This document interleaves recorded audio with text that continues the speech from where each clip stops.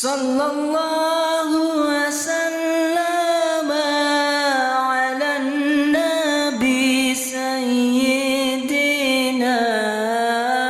Muhammad wa alihi wa sahbihi ajma'ina.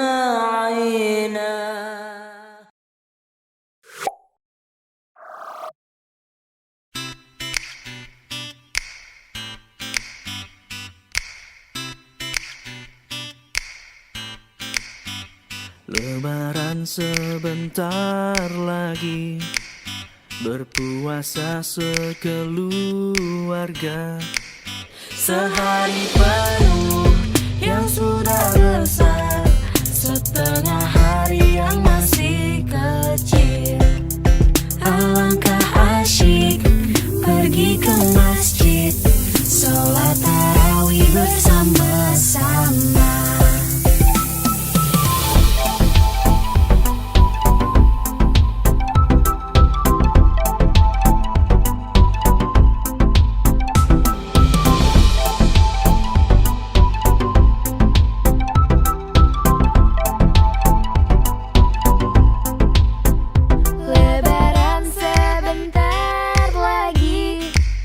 Berpuasa dengan gembira, menahan lapar, menahan nafsu, melatih diri sedari kecil, Membaca Quran, sholat tarawih, melatih iman sedari kecil. puasa tak hanya tahan lapar dan dahaga, berbagi bahagia dengan sesama, tak ada miskin, tak ada kaya.